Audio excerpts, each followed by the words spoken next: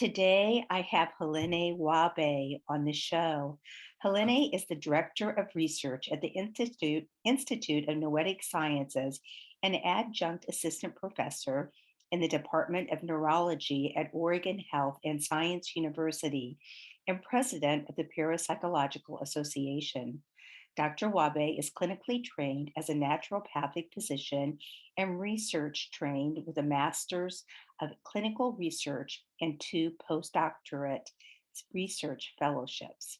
She has published on and spoken international about her studies on complementary and alternative medicine, mind body medicine, extended human capacities, stress, post traumatic stress disorder, and the relationships to physiology, health, and healing. Dr. Wahbeh is especially known for her research around and noetic approach to channeling. Welcome to the program. Thank you so much. It's a pleasure to be here with you today. I was just interviewing Dr. Marjorie Woolacott a few days ago. And Oh, she said, wonderful. yeah, and I know both of you guys do some things in Oregon. And she said that you were on some boards and this and that together. So that was interesting. You can ignore my dogs. We're on two tracks, so I can just edit that out Okay. if need be. So I'm not sure why they're part. So, Helene, it's so great to have you here. I'm a huge fan of the Thank you. Institute and channeling. I was so fascinated to hear that you actually had a research project going on. So, let's back up and start at the very beginning. I know you have a very personal experience with channeling as a child. So, can you tell us a little bit about that? Yeah, so you read my bio, so the audience has heard this, big, complex academic background and research Yes. background, etc. So what it doesn't say in there is that I grew up with this phenomenon called trance channeling. And so trance channeling is a very specific type of channeling. So my mother, my grandmother, my uncle, all are trance channelers. And at 10 years old, my mom brought me to one of the meetings where, people were sitting in a circle and my uncle was trance channeling.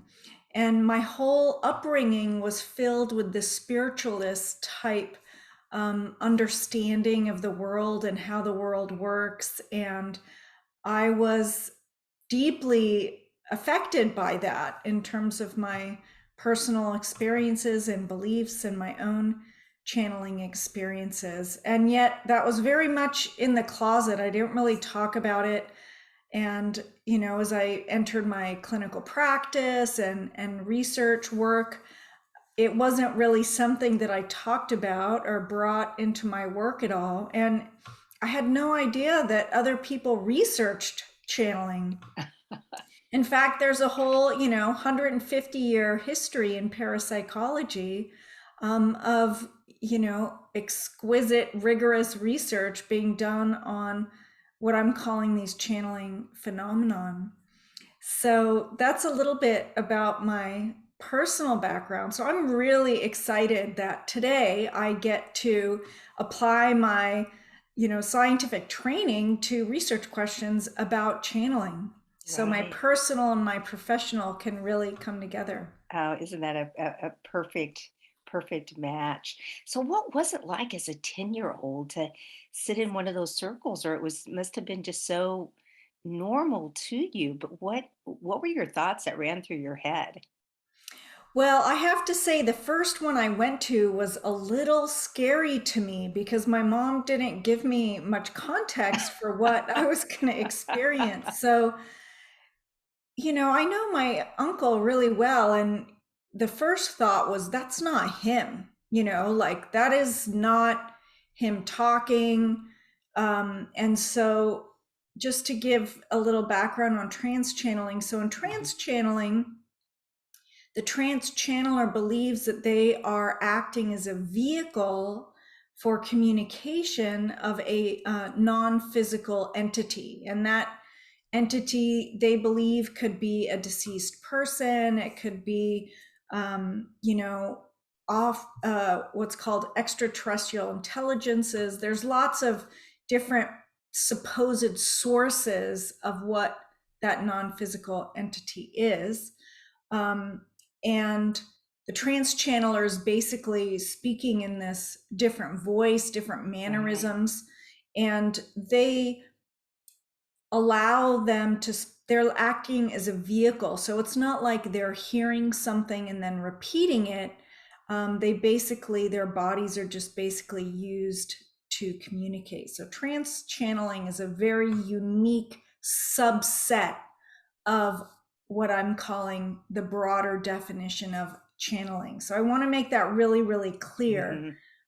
So when I say channeling, it actually encompasses a much broader variety of experiences that range from gut hunches and intuition all the way up to mediumship and trance channeling. Right. Trance channeling is just one small slice of those different phenomena.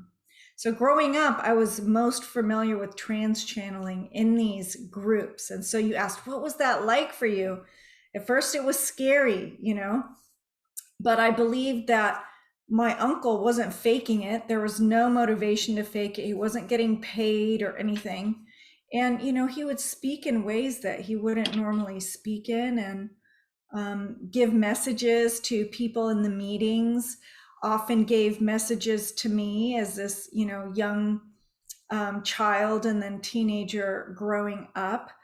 I at first was worried that the spirit would jump into me somehow, and I didn't know how I would deal with that. But my wariness faded very quickly, and those experiences and what I learned through that just really supported me to feel more comfortable in my body, more confident in my life and my kind of bigger purpose for what I was doing on this planet. Did you feel then, as a young person, as you got older, that when times got tough and you were anxious or upset about something, that you would go back to some of that knowledge that you gleaned during those channeling, not necessarily the messages, but just that energy and that you felt? So, one pretty common belief in spiritualist traditions and in my family's tradition is that, we have spiritual guides that support us, who are essentially assigned to us and can help us in our physical life. And so, having that belief growing up was very supportive to me and very comforting. And, if I hit difficult situations, I would often mentally, ask for help and support. And, whether we can't really prove whether those non-physical beings are real or not. And yet, on some level, it doesn't really matter, because my experience of doing that was very supportive to me and allowed me to be in a place of trust and groundedness and to move forward. So Yes. it did support me, that those concepts of the spiritual guides and feeling supported by beings in the non-physical realm. Yes. However, with all the anecdotal, the stories out there and the research going on, there is so much research about all of this, and the I guess I'll say the possible truth of it. And that brings us to your book, The Science of Channeling, which just came out in September, you said. And I read it, and it was amazing, because it's not, I think that a lot of people feel like channeling is kind of this woo-woo sort of thing, but to generalize it and put it into this category, that or categories, that all of us in different ways actually channel. Before we get into that, so let's walk us through a little bit. You grew up, and then your academic profile, and how you ended up at the institute. Sure.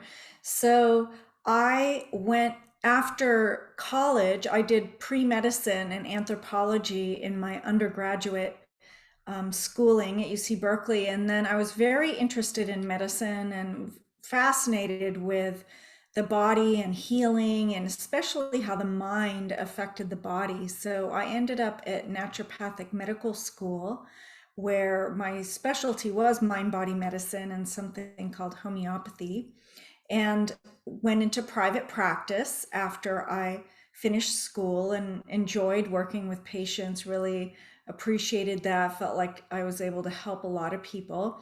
But something kept calling me back to research because my curious mind wanted to know how all of this worked. Like, Mhm. it was wonderful to see the improvements in my patients, but I wanted to figure out why they were improving and why the things that I was doing were helping them, meditation training and energy medicine, etc. So I went back to my naturopathic medical school, which by that point had a research department. They hadn't when I was at school there, and started as a postdoctoral research fellow, and then ended up at Oregon Health and Science University, where I did another postdoctoral research fellowship. And that's where I really focused on mind body medicine, specifically mindfulness meditation. And I received a National Institutes of Health grant to look at mindfulness meditation in combat veterans with post-traumatic stress disorder. So became a bit of a expert in meditation research. That is how I got invited to the Institute of Noetic Sciences, or IONS, because IONS held a focus group, if you will, with expert meditation researchers. And they were asking the question about what is the future of meditation? Why does meditation research, there's a huge explosion around it in the West, and yet they don't ask questions about the esoteric or psychic abilities or what I'm calling channeling or spiritual aspects of it. It is a very secular inquiry into meditation, and primarily its clinical outcomes. So this was an incredible work group with researchers from all over the world, and we published a paper on our findings, which included a survey and recommendations for expanding the different areas of meditation research. So while I was there, I was completely amazed by the courage of IONS to really ask these questions that were so taboo. And I asked the CEO if there was any space for me to join their team. That question, led to a number of different synchronicities. And I think it took about a year and a half or 2 years, but I ended up joining the IONS team as a consultant and then as an employee scientist. And now here I am, director of research. And I've been at IONS for 6 years now, which is amazing to think about. When did you start your research on channeling at IONS, the It was project? shortly after I began. Once I started getting into the literature about parapsychology and found this huge wealth of information, and that IONS had done previous studies, that inspired me to formulate the channeling research program at IONS. So I Mhm. basically was pulling from what I learned from the literature, from the previous studies that had happened, and asked, okay, so what are the important questions that we still don't know that we need to do research on in this area? And so that set out the various research questions of our channeling research program. What do we already know? What don't we know? How common is it? How does it work? Can we verify the information? Who can actually do channeling? Can anyone do it? Are there specific aspects to it? And then is there value to the content in and of itself that we can use to support us? So each one of those questions, we've done a number of different studies on each of those, and that formulated the structure for the book that you mentioned, The Yes. Science of Channeling, which came out in September. So I go very deeply into the various research that we and others have done on those questions, and lay it out in the book in want to make sure that people know it's in layman's terms. So it's not Yes, it even is. though it's talking about the science, it's very accessible language. So the average person can understand it. I hope you had that experience when Oh, you read it. it's fascinating. It's a wonderful, wonderful book, almost like a story. Yeah. And I could really relate to that. So could you share with our listeners what noetic means and how Edgar Mitchell, how it all came about, the Institute of Noetic Sciences? Sure. So noetic comes from its origin is a Greek word means noesis, which is essentially inner wisdom. And it's all about tapping into that inner wisdom, knowledge that we all have within ourselves. And so IONS is almost about to turn 50, actually. And Wow. IONS was founded by Edgar Mitchell, who was an Apollo 14 astronaut and the sixth person to walk on the moon. So he was an engineer by training and ended up working at NASA and was on the moon. He did his job and then was coming home and was in the capsule. The capsule was spinning and he was seeing the earth, the sun, the stars, and it was rotating over and over again. And he went into a transcendent oneness state where he felt completely connected to everything that he was seeing and that it was also part of him.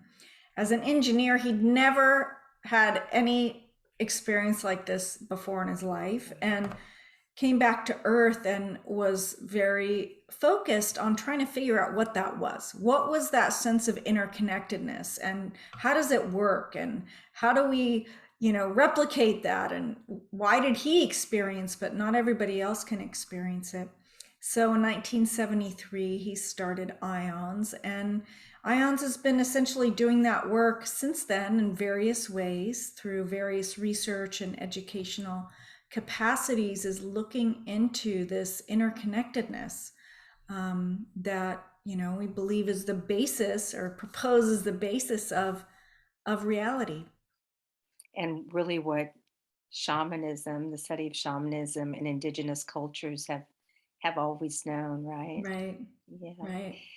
So let's talk about some of those topics that you chatted about earlier and that you share in your book.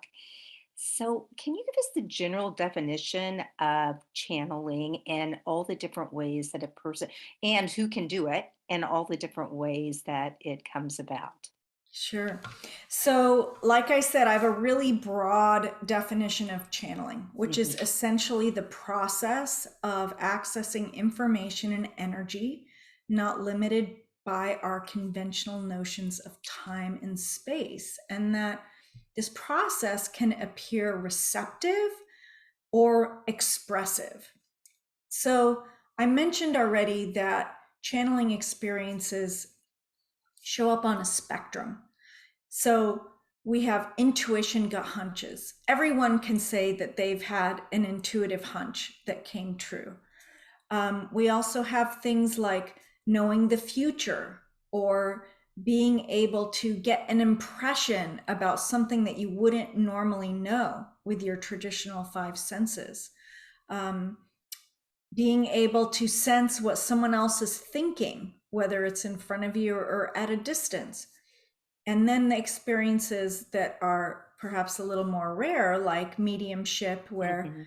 people believe that they're connecting with deceased humans, or trance channeling, like I mentioned. So there's this huge variation, and many people have more than one. So we propose at IONS that everybody has the capacity. It's an innate, we're born with it, this capacity to be able to channel, to tap into this intuitive wisdom. And yet the way that it shows up for them is unique. And so we call that the noetic signature. So everyone has their own unique noetic signature, and the way that their channeling is expressed in their lives. And so we've just finished a series of studies Hmm. looking into this noetic signature. And we have ended up with something called the Noetic Signature Inventory. And it has 44 items on it. And you can take it and you end up with 12 different scores that range from 0 to 100. Those scores reflect 12 characteristics that show up in people's signature. For example, this is one that I have, which is feeling things in your body. So I often will get goosebumps on my skin if there's something that is showing up for me as truth. If I'm making a decision in my life and I'm thinking of one and I don't feel anything in my body, but I'm thinking of the other and my whole body lights up with goosebumps, I'm like, oh, okay, that's the way to go. So that's a common experience of channeling, of people feeling it in their body. There's also, we saw so many stories from people about, I just know it, like the information Yes. just comes to them, or I just feel it. They just feel the information is true and it comes fully formed without any sort of intellectual processing.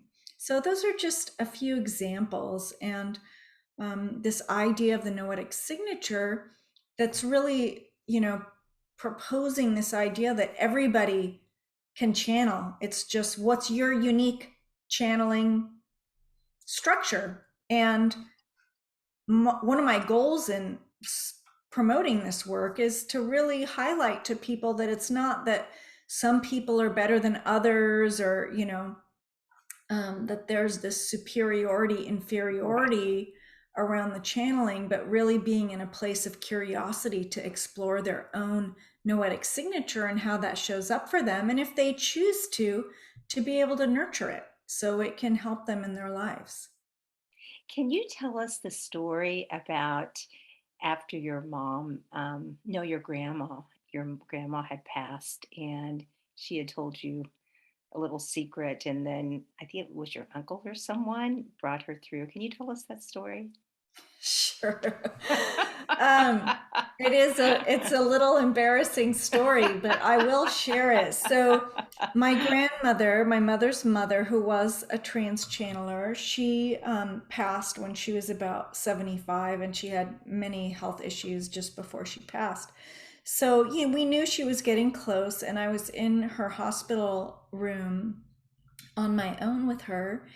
And, we were talking about her process and where she was at. And she said, I don't really want to go because, you know, even though I was married to your grandfather so long in life and I like him, like I have no desire to be married to him for eternity.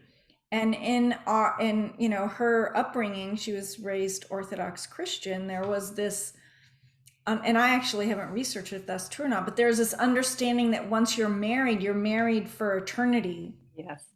And she didn't want to be married to my grandfather in eternity. So this was creating anxiety in her about passing, even though her body was breaking down and she was kind of ready to go.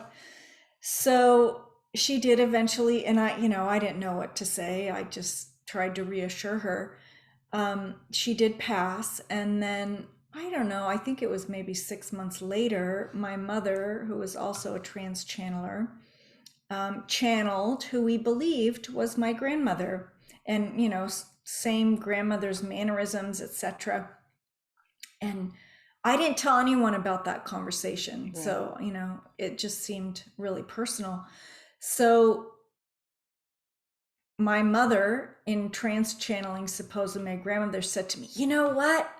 She said, I'm not married to him here. She said, I see him every once in a while, but he's doing his thing and I'm doing mine, and it's all good. I was worried about nothing. Oh my So that gosh. was quite fascinating to me. And, my mother didn't know about that story. And, some people might argue, oh, my mom read my mind or something. But the motivation's just not there. So Right, right. to me, that's a kind of an evidential anecdote. Yeah. I love that story.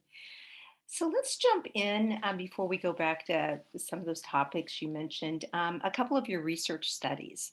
And I was fascinated by the quantum noise generator study. Could you briefly tell us about that? Sure. So that study uses a device that is based on this concept of randomness. So, just for a little bit of background, so there have been a number of parapsychology studies using random number generators. And the concept is that our consciousness can influence the physical world.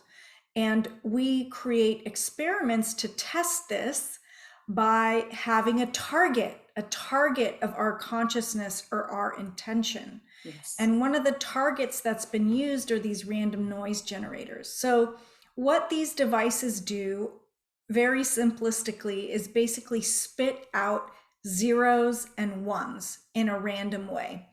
And if you look at all the data that they spit out, there should be an equal number of zeros and an equal number of ones, that they just randomly spit out 0, 1, 0, 1, 0, 1. So there have been numerous experiments showing that these devices deviate from randomness when we direct our intention towards it. And these have been done in the lab, they've been done in the field, they've been done looking at collective consciousness. And that's, we could do a whole nother, 10 shows about that research. But in relation to channeling, we at IONS created a device similar to the random number generator, but it's called a quantum noise generator, because instead of zeros and ones, it's essentially spitting out random noise. So we had 16 of these quantum noise generators in the corner of the living room where we were doing a group trance channeling study. So there were 5 trance channelers sitting in the living room of this home, and we would do trance channeling sessions. And then sometimes we would sit in the similar spots and just chit chat about what was going on in the research, etc., but without trance channeling.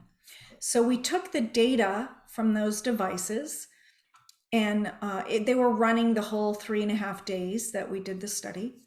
And we looked at the data during the channeling sessions versus the not channeling sessions. And we found a significant difference between that data. It was more coherent during the channeling. So that means it was less random. This was quite fascinating because it was more coherent in a couple ways. So we looked at the data of one of these devices, and so it was more coherent when we compared it over time. So that's essentially coherent through time.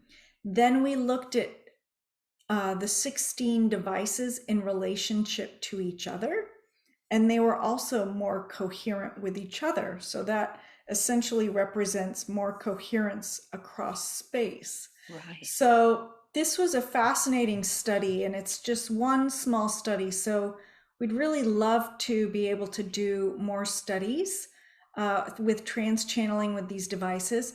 We've also found similar findings during energy medicine healing sessions, where it was more coherent during energy medicine sessions. So there's something there. We actually are using that technology in a current study where we're trying to visualize the biofield. So because it was sensitive in these other energetic modalities, if you will, perhaps it can pick up the biofield and changes in the biofield. So if your audience is curious about that, stay connected and get on our email list so we can share with you when the results of that study are complete. Wow. And I want to talk a little bit about Mount Shasta. But before we do that, what are the benefits of getting in touch with these beings and those sorts of things? What do you find personally and with others that you've worked with? So I can speak to that on multiple levels. I mean, personally, I have reaped huge benefits from channeling in my life. I don't usually bang my head against the wall anymore in terms of um, making decisions. Opportunities flow to me. There's greater synchronicity, and supporting my health as well. In terms of people that I work with, one of the most common experiences that I notice is that people become more relaxed and trusting about decision making in their life. For example, if people are struggling with a decision and they're weighing pros and cons and they're looking at it very intellectually, it can sometimes be very challenging for people to make decisions. Mhm.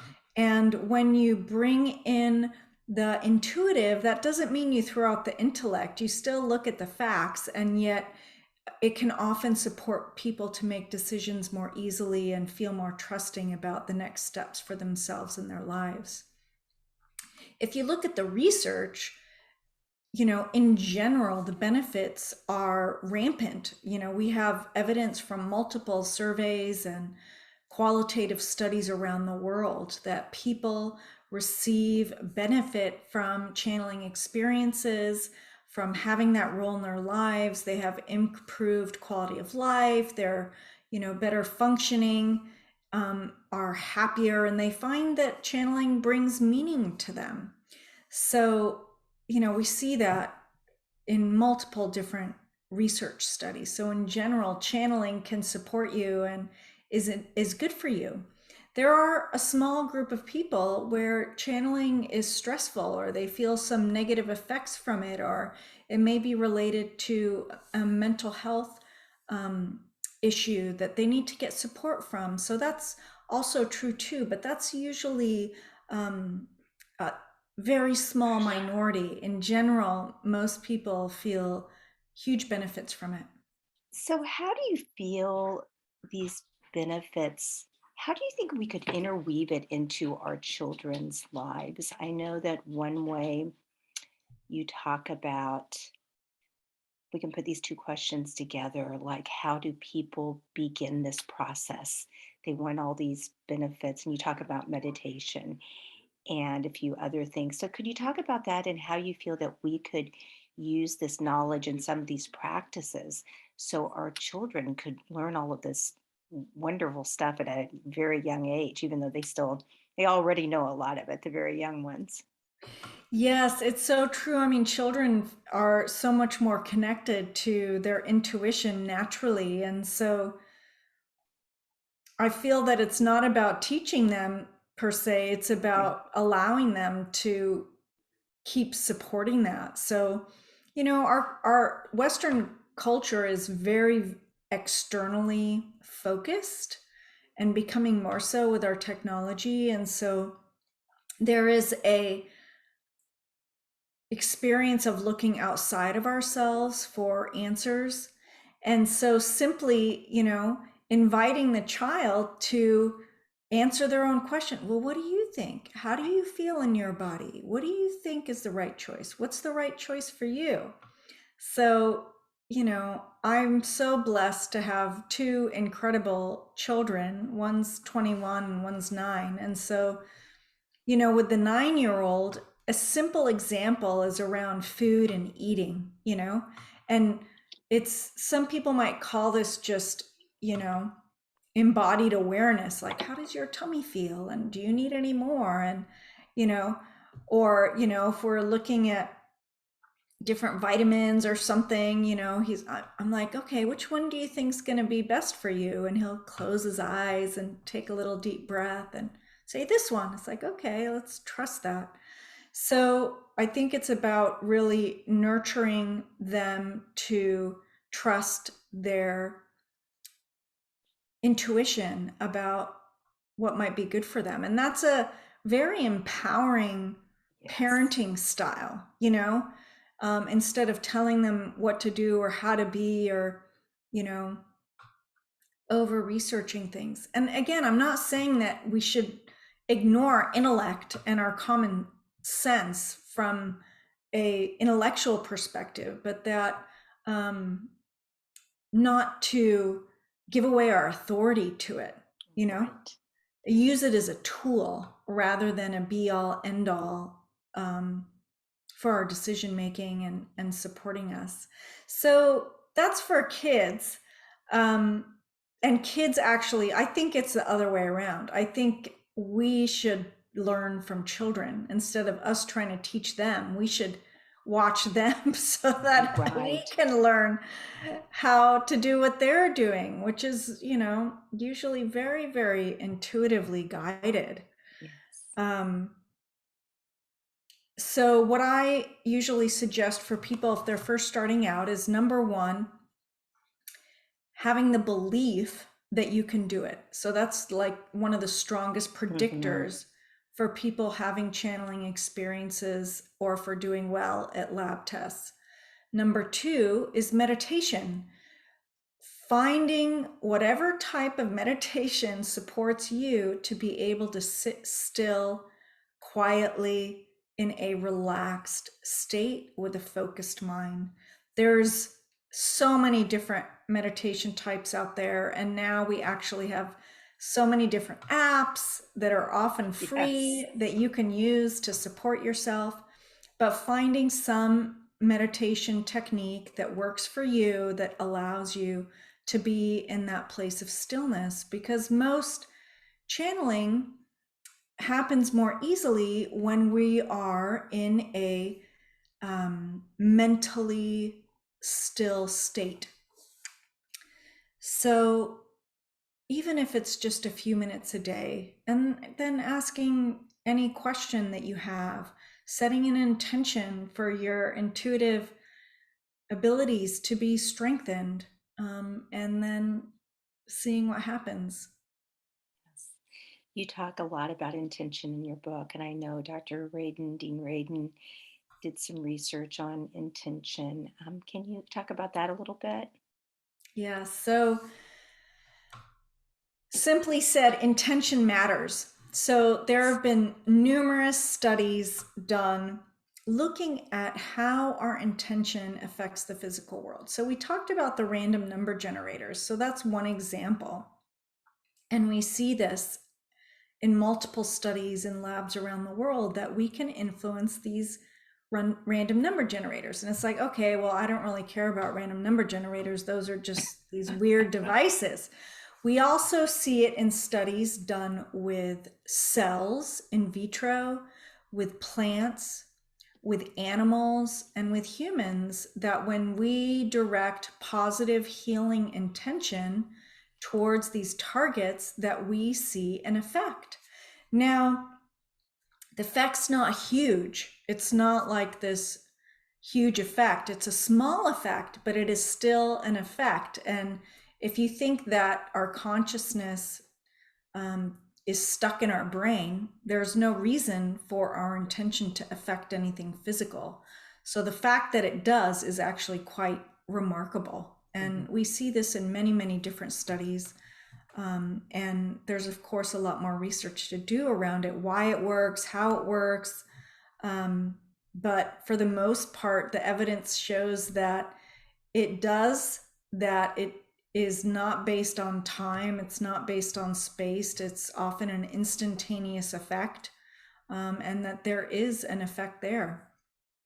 Do you think there will ever come a time when materialists just can throw up their hands and say, well, we don't know how, but we know it does?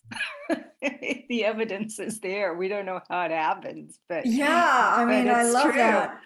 It is true. And, I think that we're right in the middle of that happening. And more, you have the people over here who are totally understand the post-materialistic paradigm and are like, of course, consciousness is fundamental. There's all this evidence arising that our consciousness is non-local, and they are up on that information and they say, okay, this seems like um, an aspect of our reality, right? Then Yes. you have, the entrenched materialists who, no matter how much evidence you show them, they either just won't look at it or they don't believe it. And their worldview is completely entrenched in materialism, and it doesn't matter how much we show them, they're just Right. going to stay stuck in materialism. But I don't worry about them. The people who is really our audience, who is the audience of the book and at Ions, are the people in the middle, the people who are really open and curious and willing to see the growing evidence about this. And they're the ones who are going to say, oh, wow, I used to think like that, but look at all this. And now Yes. I can think differently. And I have hope for those people because the evidence is really growing.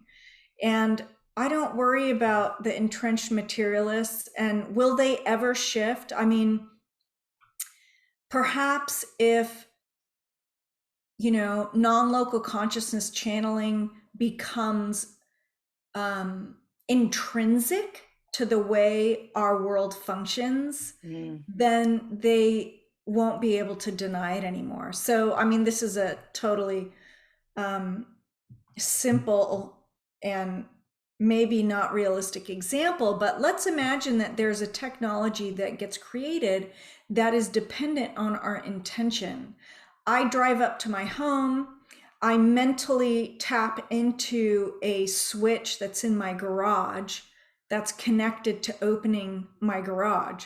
So I'm mentally saying, okay, switch, open my garage, and then the garage opens. Okay. So right. if that garage opener based on my intention was all around the world, then those materialists are going to have to accept that our intention can affect the physical world. They won't be able to deny it anymore. But until Yes. that happens, um, we just let them have their entrenched beliefs and don't worry about it. Right. Right. I want to talk about Mount Shasta a little bit because I know that there are some groups that have gone out there and that some people have the question when you channel, do you just talk to people who have passed or do you talk to, well, we know we talk spirit guides and this and that. And can you just talk about all the different places these beings came through, where they were from and what they had to share? I know it's a big question. Yeah. Um, So the Mount Shasta study, like I mentioned, it was that group trance channeling study where we had 5 trance channelers in this home. We had multiple sessions. We videotaped, recorded everything. And it was an incredibly fascinating study. I'll give the caveat again that we Yes. can't, with the tools that we have today, we can't prove what the source is. So who the trans channelers believe the source is just at this point a belief, right? So with that in mind, um, the various supposed beings that came through, there were 21 different beings, um, deceased humans, guides, what is sometimes called ascended master, who are supposedly humans who have passed and are not coming back to earth. They are like in an evolved spiritual state and are supporting humanity. Um, what might be called extraterrestrial intelligences, or what they called off-world allies. So beings from different civilizations that have also evolved, are beneficent, I guess is the right word, and want to Mhm. support humanity. There were, I think, 7 different star systems that Yes. they said they came from, and Archangel came through. So, and this, that variety, I think, is a little bit unique. When you look at many trans channelers today, often there's one trans channeler channeling one specific supposed being that comes Right. through all the time, like Esther Hicks and Abraham, and Hmm. or the Seth material. But there's other trance channelers that don't have a specific being that they supposedly work with, that it's really dependent on who their client is, and that they will supposedly channel whoever needs to come through for that client. And we've done some research into the type of content that comes through. The most common are personal messages for the client. Then there's also universal wisdom. So, like perennial philosophy, like who are we as humans? What's the nature of reality? How do we support humanity to evolve? The next most common, I think, is health and healing, various things to support people around their health. Another common one is about the future. Also, sometimes there's scientific and technological information that comes through. The most common source when you look at these surveys are actually deceased humans. And obviously, you see that reflected in the mediumship community and mediumistic sessions and stuff like Yes. that. Yes.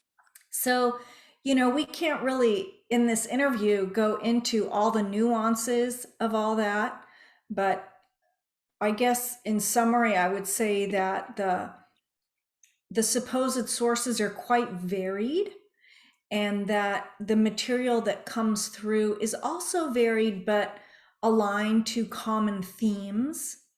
And the underlying message of much of it is, you know, humans are more than they think they are, Mhm. that, at its core, it's love. And how do we, awaken to the truth of our existence as these love beings and step more into that and supporting people to embrace that. So many of the same messages that near death experiencers come back with, right? That's right. Yeah. I loved in your book where one being talked about what their world was like. And they said, our world feels like love, celebration, upliftment, and the constant eagerness to learn and teach. And talking about how their bodies were similar to stars, and vibration was balanced between masculine and feminine, communicate telepathically, and thinking in blocks of thought. And I just, wow, that sounds like pretty wonderful, wonderful place to be. Do you feel that our vibration was ever high enough in our civilization that we were able to see beyond the five senses? I mean, we hear about fairies and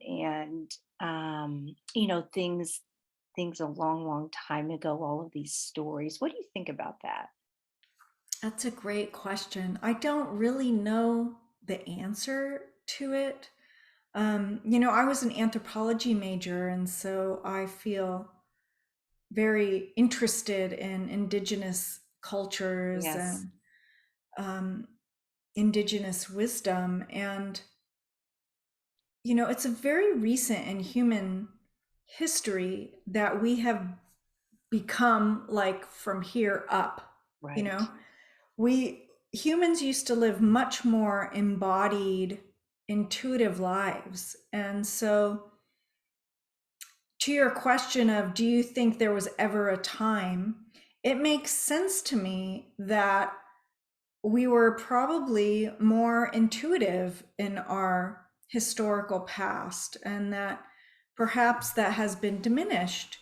And what I can say is, we just um, published a paper, and I don't know, I guess it's been over a year now, on the genetics of psychic ability. And it was a small pilot study.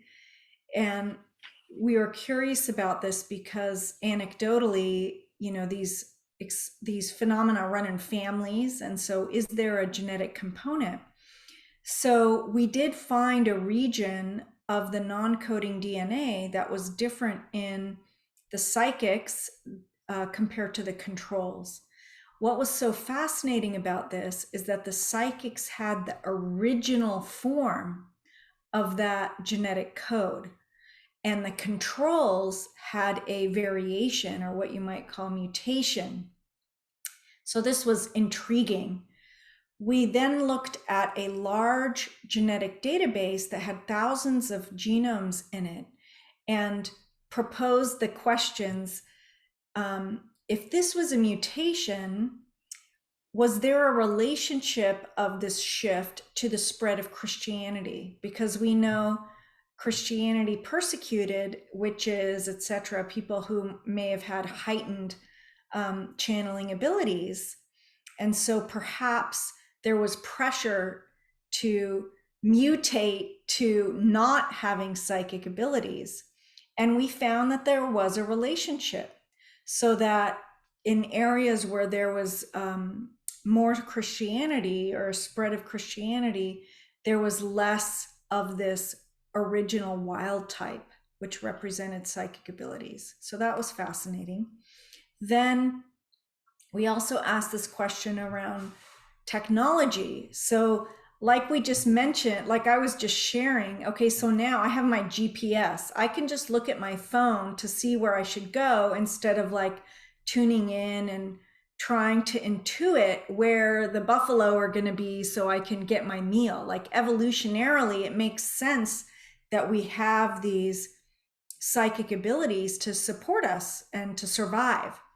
So the question we asked was, is the spread of technology related in any way to whether you have or don't have this mutation or variation? And we found that that was a very strong predictor. So in areas where it was much more technologically advanced, there was an increase of this variation, meaning there were less people who had the original psychic code. So anyway, that's a long answer, but we're really excited about this research, and it's just very preliminary, and we really want to do more research on this.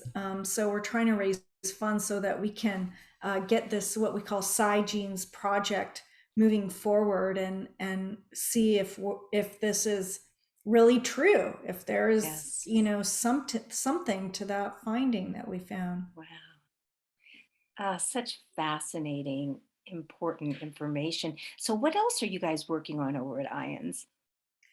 We have so many, we have 21 active projects right now, but I will say I'm really excited about the Noetic signature inventory that's going to be Yes. launched in the next couple of months. So I invite people to please watch out for that.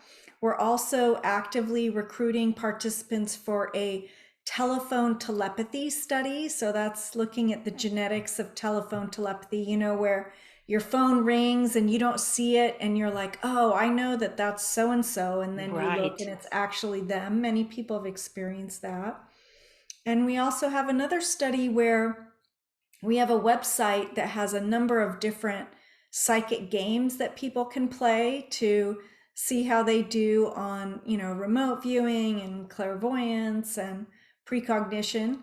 So that's we're revamping that. It's a 20-year-old website that's getting a facelift and is about to be launched as well. Nice. So I invite people to please go to our website, noetic.org, get on our email list. Also, Marla, I don't know if you know the book, The Science of Channeling, that was released in September.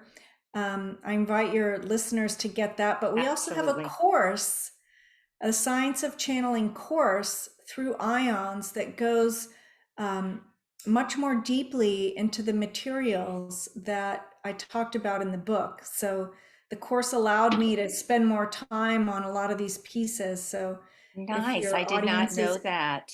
Yes, so if your audience is interested in learning more about the science of channeling, each module has a lecture, me sharing about these topics, and then I do guided practice for each of the modules to help people practice and start their channeling practice if they choose to. Oh, how exciting. Do you ever use automatic writing in the channeling practices?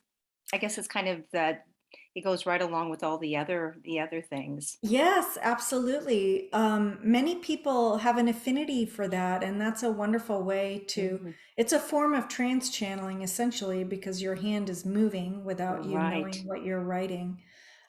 So I've dabbled with it a little bit, but I don't have an active uh, Practice. automatic writing practice. Yeah. But I really encourage people in the book and in the course to be very curious about their own signature and what resonates with them, and to, have an attitude of play and joy about it all and discovery. Be more childlike. Why did you decide to finally write the book? I was inspired, intuitively inspired. And also, when I first started talking about this in public, um, I got such a huge response from people. And they almost always were like, I can't share this with anybody, but I had this Right. experience, or I'm afraid to tell anyone, but I had this experience. And I was so struck by the fear around channeling, and that it was it's so common. It is so common. If you're in a room of 10 people, 8 to 9 of those people probably have had a channeling experience. And Yes. yet everyone's afraid to talk about it. So I wanted people to hold that book up and say, look, I'm not alone. There's actually research on this. Check it out, here, read this book. So Right. that I was really my calling for doing it. love it. Do you have a copy of your book there? Because I mine do. is. I have to get up to get it. You want me to grab it? Sure, grab it.